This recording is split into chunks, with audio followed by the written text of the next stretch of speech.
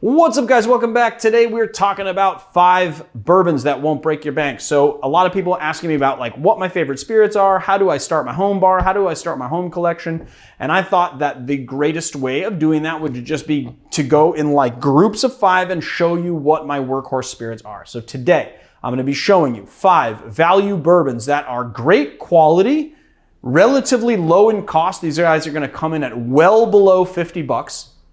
And as you can see, I do not have a Glencairn here. If you guys don't know what a Glencairn is, a Glencairn or a Glencairn, however you pronounce it, is like an official whiskey tasting glass. But I figured, you know what? Why break out that whiskey tasting glass when really you guys are going to be drinking it neat out of a glass? That's usually how I drink my whiskey as well.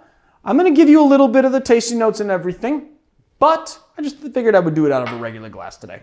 All right, let's get started. So first bourbon up is Old Grandad 100 Proof Bonded. This is my go-to workhorse mixing bourbon. It is from Jim Beam Distillery. It has a mash bill of 63% corn, 27% rye, and 10% barley. It is a bonded product, which means that it adheres to a couple of rules that sort of protect its quality. It is 4 years old, at least. It is from one single distillery. It's from one growing season, and it has to be 100 proof.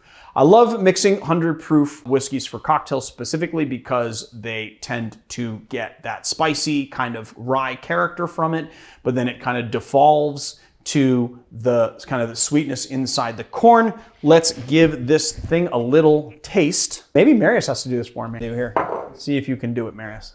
Come on, be my hero. Blame it on the lotion. I do blame it on the lotion.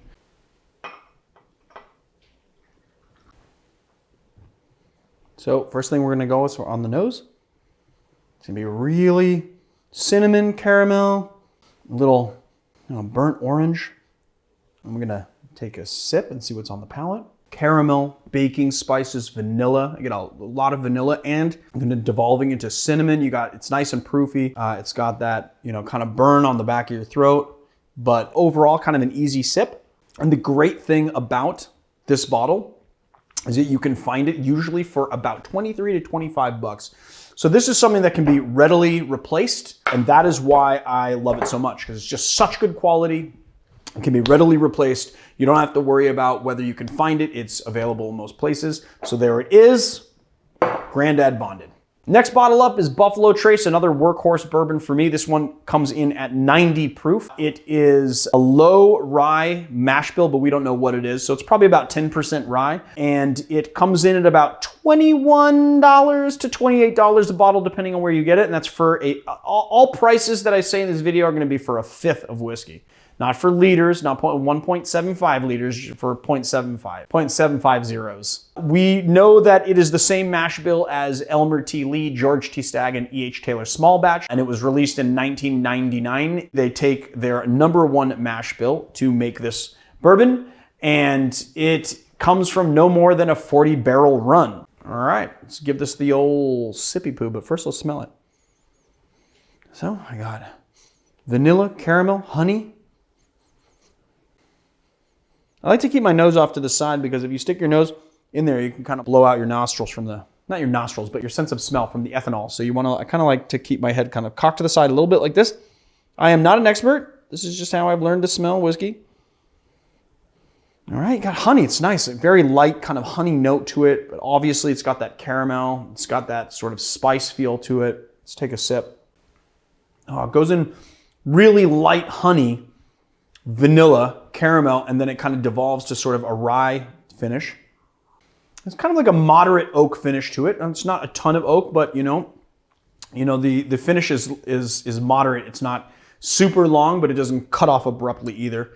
So there it is, Buffalo Trace. Coming in at about 24 bucks to 30, you got Elijah Craig Small Batch. This is distilled by Heaven Hill Distillery. It's got a mash bill of 75% corn, 13% rye, and 12% malted barley. I'll get into the tasting notes in a little second, but what I wanted to talk about was that this is the Elijah Craig that replaced the 12-year age statement. So there was an Elijah Craig 12. But what happened is that the Elijah Craig 12 started to have more demand than there was supply. When that happens, a distiller has two choices. They can either maintain the age statement and the increased rarity, which is going to drive prices up, or they can opt to take that 12-year juice, blend it with some younger bourbon, and make a small batch offering, which is what they did here. So although I'm a little bit sad to see that 12-year age statement go away, I gotta say that this bourbon is very, very, very, very solid, and I like it a lot. So, you know, you're not gonna get a ton of variety when it comes to bourbon. You're gonna get that caramel. You're gonna have those kind of spice notes. You're gonna have the little bit of vanilla, you know, but the thing is that when you're smelling and tasting things, don't let anyone ever tell you that you're wrong, because your sense of smell and your sense of taste are all subjective, and they filter through your memories, and nobody is going to taste exactly what you taste. And that is what makes these products so remarkable. Let's give it a little sippy. So what I love about this is that you have a nice, it opens up really big in the mid palate. You get that caramel, burnt sugar, vanilla, and then it has this nice long oak finish, which is really, really pleasing. This is the kind of thing that I like to sip and really, really, really enjoy. So this one, you guys, should be in your collection. Always. You should always have a bottle of this. All right, next one up is Four Roses Small Batch. This is bottled at 90 proof.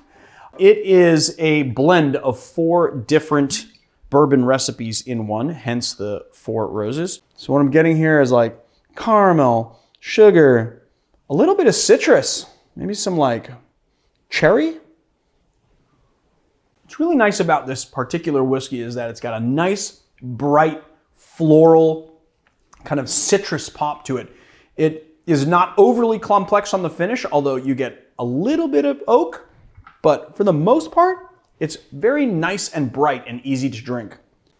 This is in my favorite cocktail, or one of my favorite cocktails, the Benton's Old Fashioned. So, you know, all of these whiskeys aren't so complex that you just can't make cocktails with them, but they're also very nice sipping on their own. Marius actually kind of stumped me in between takes here, because he was asking me like, well, it's like, why do you have 5 go-to bourbons that are always in your repertoire? Why are these on your shelf at all times? They seem to taste the same. They seem to cost about the same. And honestly, they don't taste the same. You know, the mash bill here is 75% corn and then 20% rye, 5% malted barley. But I gotta say that geography, mash bill, all of this really accounts for differences in the flavor. And so I would think that these are all these kind of budget bottles that you can start to build your collection on, that are all gonna do you really, really well. So I highly recommend this one as well. I'm gonna finish this one. We're gonna get on to my next bottle. Just to interrupt, when would you use this one over the Elijah Craig, for example? Well, I gotta say, like, here's a very good example. The Benton's Old Fashioned, I tried that with different bourbons, actually. Before I tried to basically cheap out when we made the video, and I was like, hey, I'm gonna bacon fat wash Old Grandad, and I'm not going to get the Four Roses because I didn't have a bottle at the time. I just wanted to shoot the video. We were kind of pressed for time, so I thought, you know what? This is gonna take me like a day and a half to set up. I'm going to not get the Four Roses. I'm gonna bacon fat wash the Old Grandad. I used the Benton's bacon from the same farm in Tennessee, and I gotta tell you that the characteristics of this bourbon go so well with the fat wash that when I fat washed the Old Grandad, it was not as good as when I fat washed this. This just has like a really light, bright flavor. And so the thing is that even though these flavor profiles are maybe subtle or subtly different, they're profound enough that I think that if you have a bottle of the Elijah Craig small batch, you're gonna get something different out of that than the Four Roses or than the Buffalo Trace or the Old Grandad. The Old Grandad is something that I can readily replace. It's really cheap. I can replace it. I like to make cocktails with it. It's 100 proof. But sometimes when I'm sipping, I don't like 100 proof, or sometimes I want something a little bit less proofy. You know, when you're making certain cocktails, you have a point. Because when you're making certain cocktails, like you add sugar, lemon, or lime, and then you add your bourbon, you're not going to taste the nuances of the whiskey. And it can not be anything, but it can be almost anything. It can be anything of quality anyway. Here's the thing. I like to have bourbon that I like to sip as well as mix drinks with, you know? And the thing is that like there are certain things that I want to sip, and then there are certain things that I want to make cocktails with, and then there are things that fulfill both. All right, for the last bottle, I saved the allocated one that's kind of hard to find. We've got Old Weller Reserve. So this is a wheated bourbon made by Buffalo Trace Distillery, and it is in the same line as the unicorn bottle Pappy Van Winkle. So basically, the Old Weller is the same mash bill that I don't know. We don't know the mash bill, but it is purportedly the same mash bill as the Pappy Van Winkle. The way that the Pappy Van Winkle is chosen is basically they go through the rickhouse and they find what are the honey casks, and those honey casks are allocated for Pappy, and then the rest of them become Old Weller. So you got the Old Weller Reserve, you've got the Antique 107 proof, and then you've got the Weller 12-year as well. These are even in the same rickhouse as the Pappy. A lot of people like to call this poor man's Pappy, or better yet, actually, a mixture of the Wellers together would make poor man's Pappy. It is a wheated bourbon, which means that it has no rye in the mash bill. And what that basically says about it is that it's going to be a little bit smoother and a little bit sweeter than the bourbons that have rye in their mash bill. It is 90 proof, if I haven't said that already. So I can even kind of smell that it's a little sweeter in character. It's a little bit less complex. You still get that caramel, you still get that vanilla. I really think that the main differences are going to come. It actually has kind of a cherry note to it, I would say. Yeah, I would say like a ripe cherry sort of note to it. It is a little bit sharper in the sweetness. It's very smooth, very subtle. It doesn't have a long finish. It's got like, it's not an abrupt finish, but it's not like a very long, it's not long in the oak. Still getting that cherry. A little bit of citrus, definite caramel, definite vanilla.